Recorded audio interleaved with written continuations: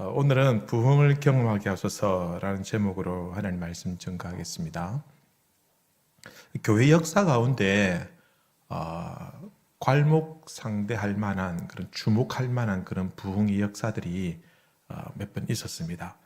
제일 처음에 가장 특이한 역사는 당연히 초대교회 때 오순절 성령 강림 때겠죠.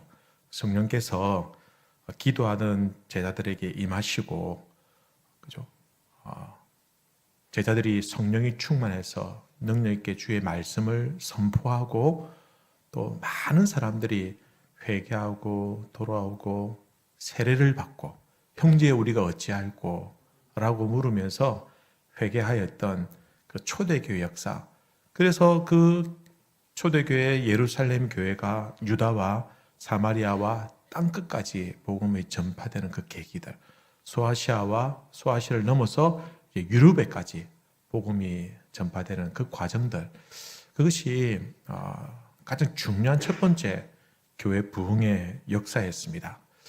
두 번째는 많은 사람들이 중세시대가 들어가면서 교회가 로마에 국교화 되어지고, 그때부터 온 나라들이 유럽의 전역에 나라들 위에 교회가 세워지는 것이 교회의 부흥이 아닐까 생각하지만, 사실은 오히려 그때는 교회의 쇠퇴기였습니다.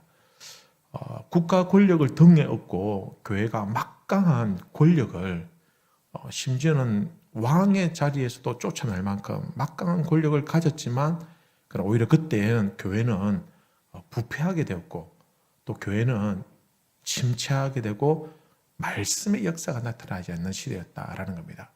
그래서 이 암흑의 시대, 중세시대를 지나면서 16세기에 종교개혁이 일어났습니다.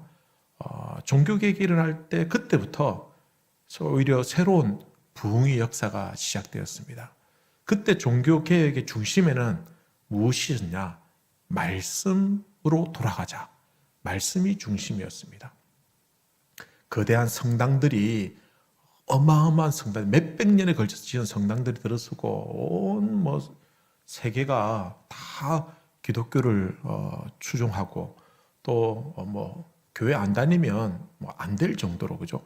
그런 상황이었지만 오히려 그때는 말씀이 침체되고 말씀이 죽어가는 시대였는데, 그러나 종교개혁가들을 통해서 말씀 회복 운동이 일어나면서 다시 말씀에 처음으로 돌아가자라는 이 운동이 오히려 교회 부흥의 역사가 되었다라는 것입니다. 그리고 이제 현대로 넘어와서 18세기에 당시의 유럽은 또 도덕적으로 아주 무질서하고, 교회는 또 그 다음에 종교개혁 이후에 또 교회가 침체하게 되고, 또 특별히 그때에 산업혁명이 일어나면서 많은 교회들이 오히려 위축이 되는 대신에 산업혁명을 통해서 사람들이 부유해지고, 또 교회가 이 일에 대해서 적극적으로 잘 대처하지 못했을 때에 세속화되는 현상들이 나타났습니다.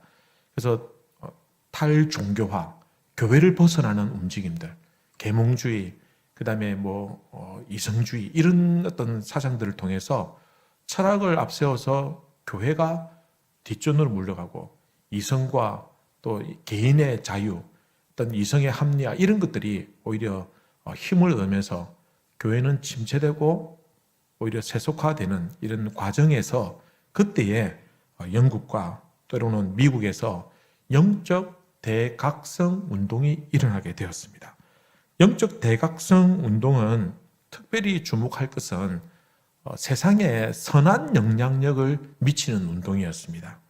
예를 들면은 그 임산부나 아이들이 산업혁명으로 인해서 노동의 시간이 길어졌는데 그것을 제한시킨다든지, 금주 운동을 한다든지, 그리고 선교 운동을 통해서 사회를 변혁시키고 개혁시켜 나가는 이런 운동들이 일어났습니다. 실제로 교회 안에서 무슨 큰 부흥 집회가 일어나 이런 것보다는 오히려 세상 속에서 세상이 변화되는, 교회를 통해서, 성도들을 통해서 세상이 조금씩 변화되는 이런 운동들과 이런 움직임들이 그때에 영적 대각성 운동이 일어나게 되었다라는 겁니다. 그래서 그리스도인들과 그리고 많은 교회들이 세상에서 노예 문제에 대해서 발언을 하게 되고, 여권 신장에 대해서, 빈민 구조 운동에 대해서, 또 금주 운동, 이런 다양한 분야에서 목소리를 내면서 건전하고 윤리적이고 또 성경 말씀의 중심적인 그런 삶의 어떤 바른 선한 영향력을 끼치기 시작할 때에 놀랍도록 세상들이 교회를 통해서 조금씩 변화되는 움직임들이 나타났다라는 것입니다. 그 시대를 부흥의 시대, 영적 대각성으로 어마어마하게 많은 규모적으로 교회가 부흥하는 시대였지만, 그러나 이 시대를 우리가 진짜 부흥의 시대라고 평가하지는 않는다라는 것입니다. 오히려 냉정하게 양적으로 또 교회 숫자나 교인 수가 늘어났지만, 그러나 오히려 위험한 교회가 쇠퇴기에 접어드는 그 정점에서 나타난 사건이나 현상들이 그 1980년대 있지 않았나라는 겁니다. 교회 사적으로 볼 때, 한국 교회 사적으로 볼 때는 평양 대부흥 운동이 사실은 정말 가장 건전하고 말씀 중심적인 그런 교회 부흥의 운동이었습니다. 그때도 사실은 교회가 커지기보다는, 교인 수가 많아지기보다는 이 조선에 있는 그 백성들의 삶이 변화되는 이런 운동들을 교회가 앞장서서 일으켰다라는 겁니다. 그래서 교회 부흥은 삶의 부흥이었고 삶의 변화를 이끌어오는 그런 부흥이었습니다. 초대교회의 때는 사람들이 회개하고 교회 안에 들어온 사람들이 서로 구제하고 또 섬기면서 이렇게 했었지만, 그러나 이제 점점 시대를 거듭하면서 교회 부흥은, 신앙의 부흥은 세상 속에서 성도들이 어떻게 살아가는가, 세상 속에서 교회가 어떻게 자리매김을 하면서 역할을 감당하는가, 이런 쪽에 관심을 많이 가지게 됐고, 이것이 실제로 변화를 일으키는 그런 운동들이 있었다라는 것입니다. 여러분, 우리나라에도 이런 운동이 일어날 때에 부흥의 역사들이 나타났습니다. 1907년도에 1월 달에 평양에서 장대현 교회라고 아주 유명한, 지금은 이제 그 유명한 교회가 여기에서 부흥회를 했는데 한 1,500명이 모여서 부흥회를 합니다. 그때 성령께서 임하시고 사람들이 회개하고 자기 죄를 자복하고 통회하는 그런 역사들이 나타났습니다. 제일 먼저 물꼬를 튼 사람이 누구냐면 한국 교회에서 유명한 길선주 목사님이라는 분이 계십니다. 이분은 그 당시에는 전도사님이었습니다. 교회에서는 장로였고 또 전도사로 신학을 시작했습니다. 그래서 전도사님이었는데, 근데 이분이 회중 앞에 나가가지고 먼저 자기의 죄를 고백하고 회개를 하는 겁니다. 뭐라고 얘기했냐면, 나는 아간 같은 사람입니다. 아간 같은 사람입니다. 1년 전에 친구가 죽으면서 자신의 재산을 잘 돌봐주고 관리해주라고 이렇게 부탁을 했지만, 나는 그때 아무 걱정하지 말라라고 큰 소리를 짓지만, 그러나 정작 그의 미망인의 재산을 관리하면서 그의 재산을 빼돌렸습니다. 나는 하나님의 일을 방해한 이런 아간과 같은 죄인입니다. 라고 고백을 하는 겁니다. 회장 앞에서. 여러분, 이런 죄를 고백할 수 있겠습니까? 자기가 친구의 돈을, 그 친구가 죽어가는 그 친구에게 약속을 해가지고 잘 돌봐주겠다 하고는 그 재산을 빼돌린 이런 파렴치한 아간과 같은 죄를 저질렀다라고 장로님이면서, 교회 전도사님이면서 그 죄를 자복하게 되었다라는 겁니다. 그러자 여기저기서 이 사람들이 이 성령에 감동이 되어서 자기의 죄를 회개하는 그런 통곡들이 터져 나왔습니다. 어떤 사람은, 저는 병들어 아파하는 아내를 보면서 매일 술만 먹고 차라리 죽었으면 좋겠다, 아내가 차라리 병들어 빨리 죽었으면 좋겠다라고 저주했습니다 라고 고백합니다. 저는 첩을 2사람이나 두고 가족들을 외면했습니다 라고 고백하는 사람이 있습니다. 어떤 사람은, 저는 선교사님의 돈을 떼어 먹었습니다 라고 고백하는 사람도 있고, 어떤 사람은 자기는 전쟁통에 모든 것을 잃었는데 자식과 함께 도망하다가 너무너무 힘들어서 자기 자식이 나무에 부딪혀 죽도록 그렇게 만들었습니다. 라는 이런 죄들을 고백하는 겁니다. 여러분 한번 상상해 보십시오. 1,500명이 모여가지고 모두가 다 가슴을 치면서 통곡을 하면서 죄인이라고 고백하는 그 놀라운 성령께서 임하시는 그 밤은 분명히 그 밤 하루 시간만으로 끝난 것이 아니라 그들은 그 이후에 자기의 삶의 모습에서 삶으로 돌아와서 생활로 돌아와서 자기의 삶이 변화되도록 운동을 일으키고 그것이 그 평양 시내에 그 시내를 변화시키는 놀라운 역사들로 이끌어갔다라는 것입니다. 많은 사람들이 죄를 자복하고 회개하고 또한 인간관계가 회복이 되고 윤리적인 도덕적인 문제들이 회복이 되어졌습니다. 어떤 사람은 첩을 정리를 하고 그리고 가정을 회복했습니다. 어떤 사람은 사회개혁과 정화운동에 나섰습니다. 술집들이 문을 닫기 시작했고 그리고 평양이 성시화되는 그런 역사들이 나타났다라는 것입니다.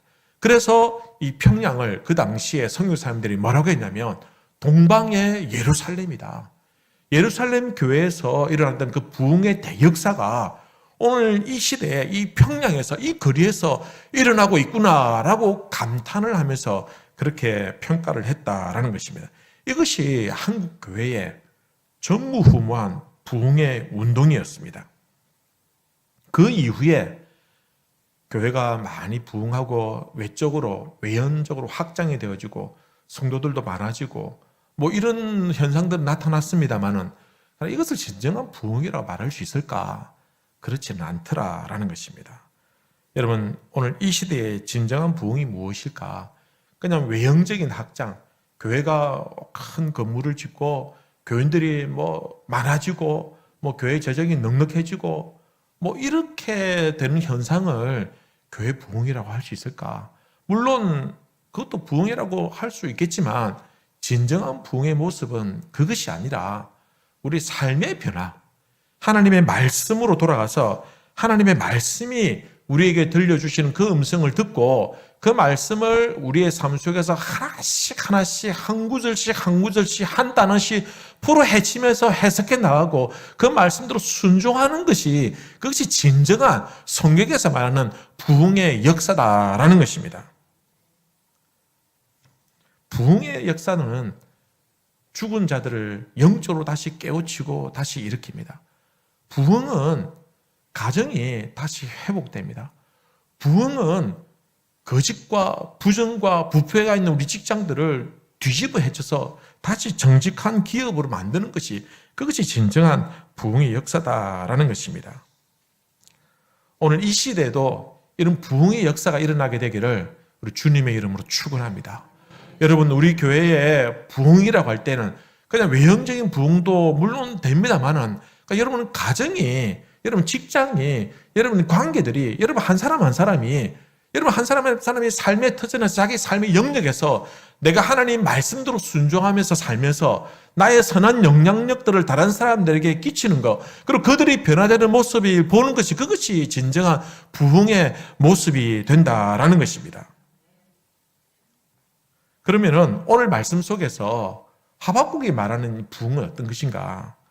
여러분 어떻게 하면 이 부흥이 올 수 있는가? 여러분 오늘 말씀에서는 이 하박국이 간절하게 갈망하고 부르짖던 부흥의 모습들을 몇 가지로 이렇게 설명합니다. 첫 번째는 부흥은 하나님을 만날 때 찾아오더라라는 것입니다.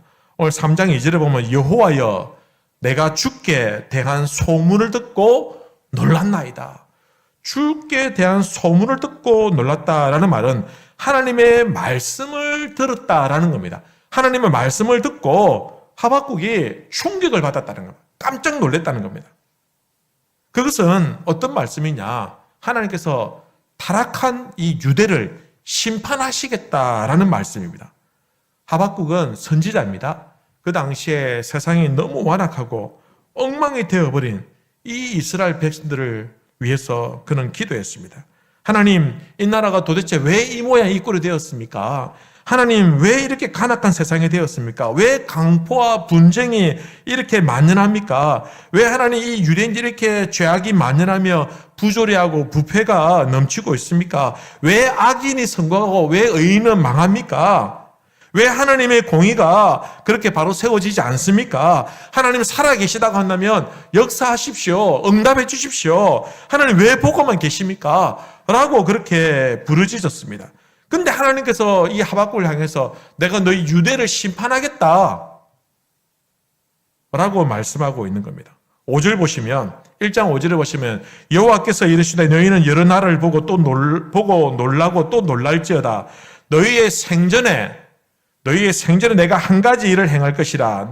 누가 너희에게 말할지라도 너희가 믿지 아니하리라.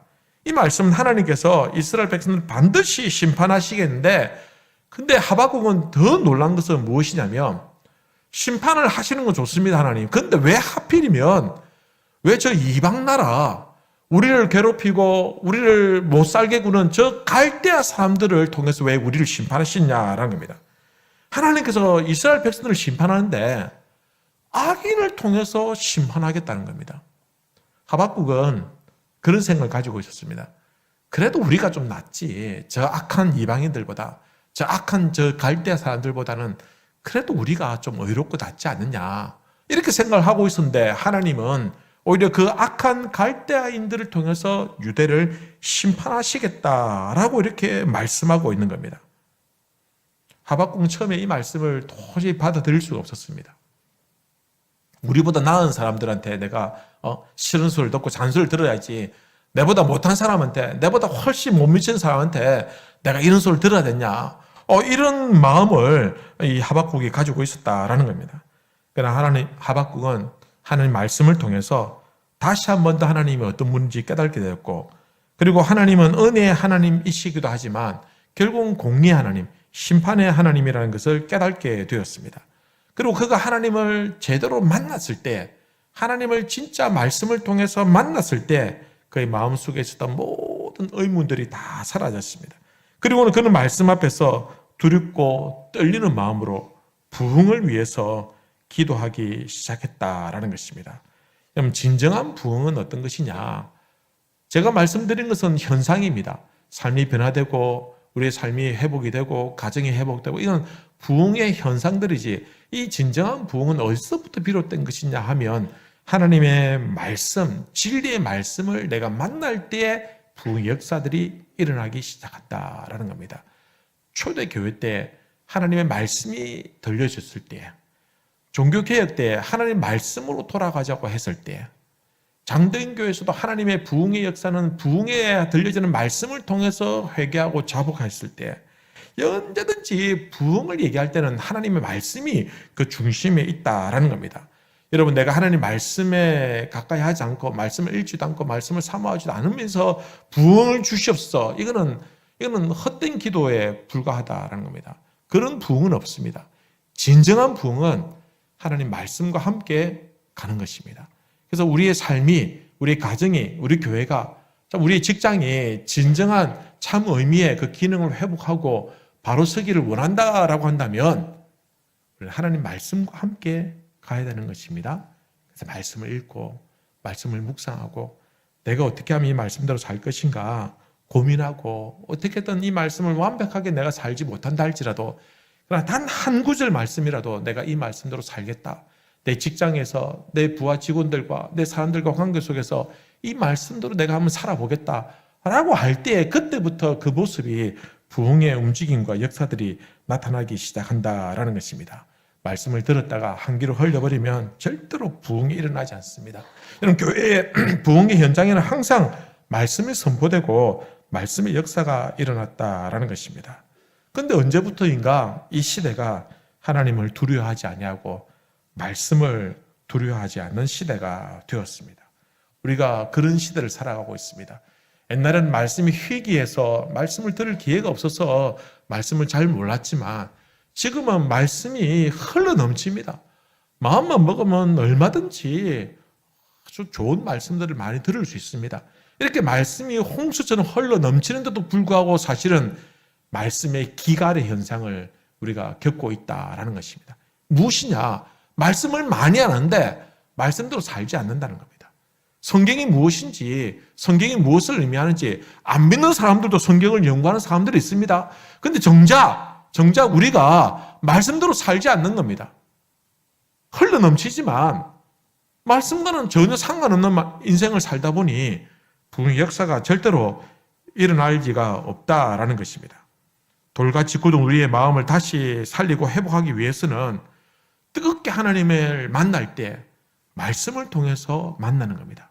하나님 만난다고 해가지고 골방에 들어가지고 막 기도만 하면서 막 나타나시옵소서 이런다고 나타나는 것이 아니라 하나님은 말씀을 통해서 우리에게 역사하시고 말씀을 통해서 임재하시고 말씀을 통해서 우리에게 나타나신다라는 것입니다.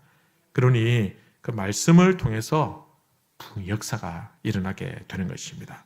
두 번째는 부흥은 비전을 볼 때 찾아오게 됩니다.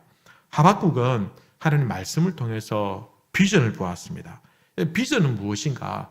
이 시대를 향한 하나님의 계획을 보는 것입니다. 이런 욕망과 비전은 어떻게 다르냐면 욕망은 우리의 희망입니다. 우리의 계획이고 우리의 욕심입니다. 그러나 부흥은 하나님의 계획을 보는 것이 부흥이다라는 것입니다. 비전을 본다는 것은 나의 계획을 보는 것이 아니라 내 삶 속에서 하나님의 계획을 보는 겁니다. 비전이라는 것은 우리 사랑하는 자녀들에게 하나님 비전을 주시옵소서라고 할 때 그 아이를 향한 부모님의 계획이 아니라 하나님의 계획을 발견하고 하나님의 계획이 그 아이를 통해서 펼쳐지도록 하는 것이 그것이 진정한 비전이 된다라는 것입니다. 이런 욕망대로 사는 인생은 실패할 수 있고 넘어질 수 있습니다. 나중에 그 욕망을 성취한 듯 하지만 그러나 사실 아무것도 가지지 못했다는 것을 깨달을 때도 있다라는 것입니다. 그래서 우리가 욕망이 아니라 비전을 보아야 된다. 비전을 보는 것이 부흥이다라는 것입니다. 나는 별로 쓸모없는 인생인 줄 알았는데 하나님께서 나에게 주신 비전을 바라보게 될 때 그것이 진정한 부흥의 기초가 된다라는 것입니다. 우리가 죽은 것 같이 무기력하게 살아가는 이유가 무엇일까? 그럼 내가 무능해서 그렇습니까? 내가 돈이 없어서 그렇습니까? 내가 건강하지 못해서 그렇습니까? 사실은 그게 아닙니다. 사실은 내 삶 속에 비전이었기 때문입니다. 돈을 많이 가지고 있어도 무기력하고 아무 즐거움도 없이 기쁨도 없이 살아가는 사람들이 많습니다. 그런데 왜 그렇게 사느냐? 우리 같으면 안 그럴 것 같은데 왜 그들이 돈이 많이 가졌음에도 불구하고 그렇게 허망한 삶을 인생을 사느냐? 비전이었기 때문입니다. 비전이었기 때문에. 이런 세상에서 높은 자리에 있고 명예에 있고 좀 어느 정도 존경을 받는 자리에 있지만 그러나 삶에 기쁨이 없고 아무 의미 없이 살아가는 사람들이 굉장히 많습니다. 왜 그러냐면 자기의 욕망이 있고 자기의 계획이 있는데 하나님의 비전이 없는 겁니다. 진정한 삶의 의미를 만나지 못한 겁니다. 내가 하루 종일 열심히 땀 흘려 일하고 있는데 내가 일한 대가로서 제법 높은 연봉을 받고 있는데 내가 그것을 통해서 사람들에게 명성을 얻고 있는데 그러나 나는 하나도 기쁘지 않은 거예요. 삶이 고단하고 지칠 수밖에 없는 거예요. 내가 왜 사는지 내가 이전에 도대체 뭘 하고 있는지 깨달지 못할 때에 그때는 계획은 있지만 욕망은 있지만 비전이 없기 때문이다라는 것입니다. 비전이 있으면 지치지 않습니다. 비전이 있으면 내가 무엇을 해야 될지 내가 어디를 가야 될지 내가 이 시간 무엇을 해야 될지 분명하게 선명하게 나타나게 된다라는 것입니다. 비전이 있는 사람이 그렇다는 겁니다. 여러분 성도들 가운데서도 교회를 다니긴 다니는데 너무 재미없이 교회를 다니는 분들도 계세요. 오긴 오시는데 절대로 안 빠집니다. 오긴 오는데 왔다가 그냥 갔다가 근데 어떤 분은 눈이 초롱초롱해가지고 자기가 와서 뭘 해야 되는지 아는 분들이 계세요. 그 사람이 뭐 재산이 많고 적음으로 판단되는 것이 아니라 그 사람이 젊고 나이가 많음으로 그런 판단하는 것이 아니라 비전으로 와요. 비전으로. 내가 오늘 내가 해야 할 일이 무엇인지 예배를 통해 내가 하나님을 어떻게 만날 것인지 이것을 깨닫는 사람이 비전을 가지고 비전을 가진 사람이 하나님의 부흥을 경험하게 된다라는 것입니다. 하나님께서 우리의 가정을 다시 살리고 우리의 직장을 회복하고 교회를 다시 일으키실 수 있는 것은 우리가 함께 비전을 공유할 때 가능한 일입니다. 여러분, 우리 교회 안에서 나의 계획이 아니라 하나님의 계획을 그 비전을 볼 수 있는 우리 교회가 되시기를 바랍니다. 그래서 우리가 그 함께 비전을 공유할 때 마음을 먹을 수 있고 그 비전을 공유할 때 여러분 내가 헌신도 할 수 있고 내가 헌금도 할 수 있고 내 시간을 내어서 거기에 같이 매달릴 수 있다라는 것입니다. 그게 비전이 공유되지 않으면 안 되는 겁니다. 여러분, 우리 교회 선생님들 보십시오. 우리 성경학교와 수련을 하는 선생님들 보면 이분들이 여러분 시간을 내가 아이들 가르치고 공과 준비하고 성경학교 준비하고 어제 저녁에 보니까 12시 넘도록 유치부 선생님들 집에도 안 가고 유치부실에서 뭐 이거 붙이고 바르고 막 하더라고요. 12시가 넘는데 집에 안 가고. 왜 그럴까요? 비전이 있기 때문에. 비록 좀 규모가 작지만, 비록 좀 그렇게 수만 명의 애들이 오는 건 아니지만, 그러나 한 아이들을 향해서 기도하는 마음으로 준비하고 늦은 시간이지만 끝까지 최선을 다해서 할 때에 그 아이들에게 하나님의 사랑을 전가하고 그 아이들이 하나님을 만날 수 있도록 준비하는 이 과정이 그들의 비전이기 때문에 그 늦게까지 그렇게 시간을 내고 수고하고 헌신할 수 있다라는 겁니다. 여러분, 이번에 우리 선교지 방문 가는 팀을 보면요, 이 사람들이 시간이 남아 돌아서 가는 사람은 한 명도 없습니다. 돈이 남아 돌아서 가는 사람도 없고요.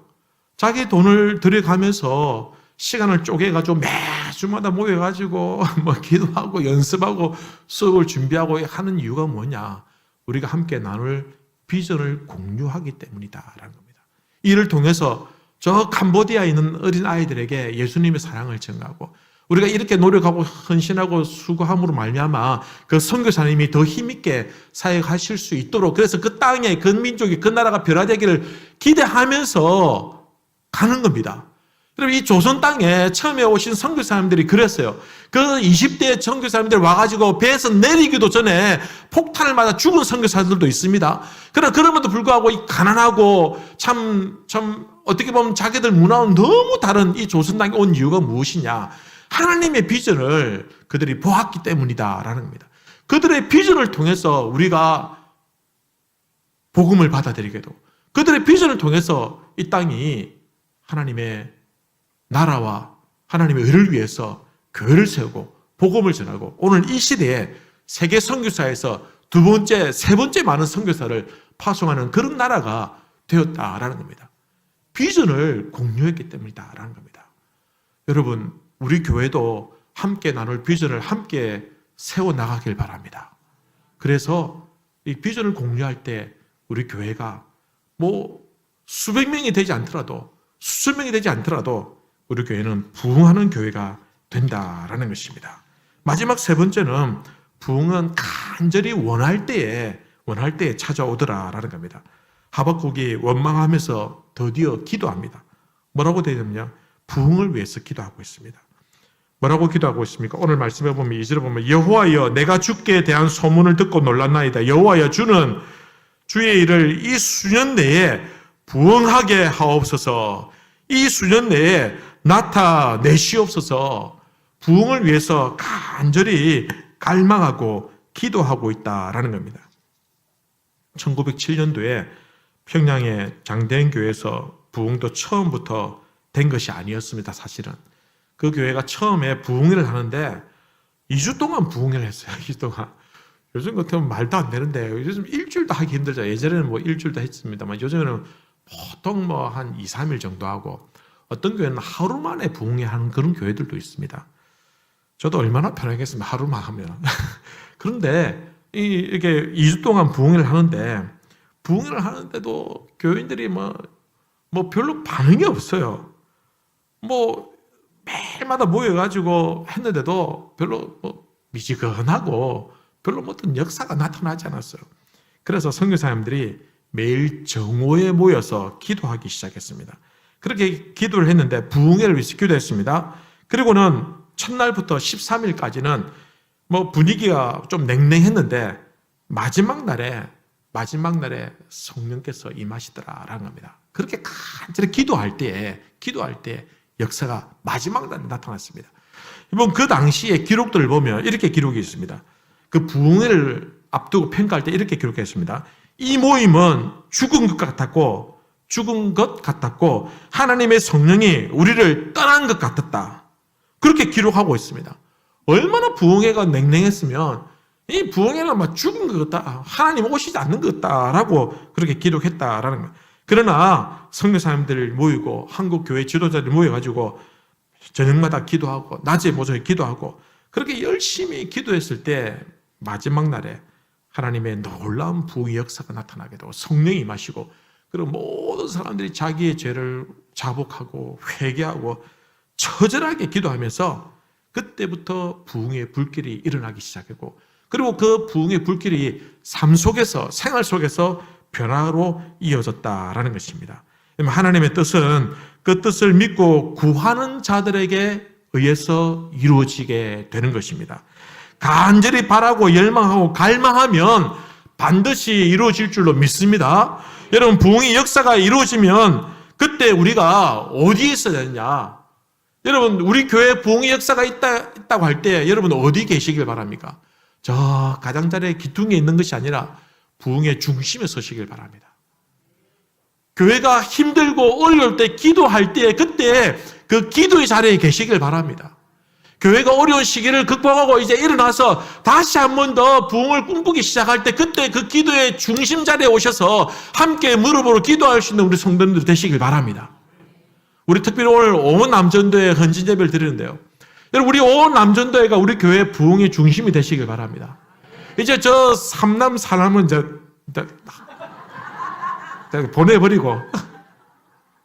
보내버리고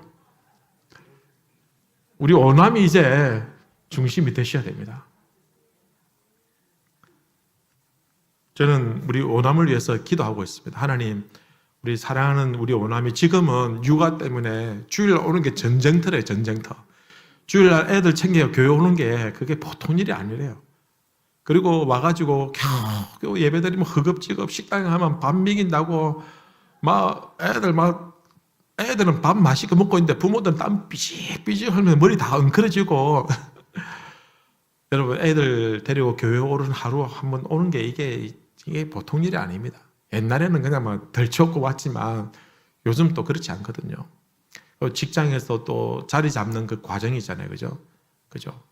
그러다 보면 힘들고 쉽지 않을 겁니다. 하지만 그래도 여러분들이 우리 교회의 중심이 되어 주시길 바랍니다. 그리고 우리 교회가 어려운 시기를 잘 극복하고 일었을 때 그때 그 현장에 있는 영광을 함께 누리시길 바랍니다. 우리 형님들, 동생들 위해서 많이 기도해 주시고 많이 배려해 주시고 많이 응원해 주십시오. 왜냐하면 이 세대들이 우리 다음에 우리 30여 빚 다 갚아야 될 세대들이거든요.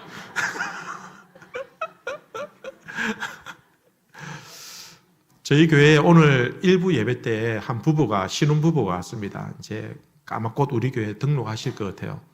굉장히 참 신앙생활도 어느 정도 안정감 있게 잘하는 부부인데 너무 참 귀한 분들이 오실 것 같아서 기대가 됩니다. 또 한 가정이 올 계획이 있습니다. 이미 몇 분 가정들이 저희 교회에 오시기로 했는데 이제 우리 오남에 해당되는 분들이에요. 여러분들이 그분들을 잘 보살펴 주시고 잘 챙겨 주십시오. 그리고 내 마음의 태도가 나의 삶의 질을 결정하게 될 겁니다.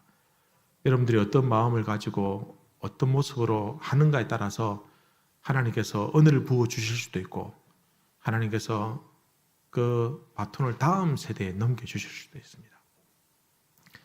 우리 다 같이 함께 힘들지만 우리 교회를 위해서 비전을 함께 공유하고 부흥을 간절히 갈망하면서 항상 하나님 말씀을 우리 중심에 두고 우리가 함께 부흥을 경험하고 그 부흥의 중심에 있는 우리 오남전도와 우리 모든 성도님들 되시기를 우리 주님의 이름으로 기원합니다.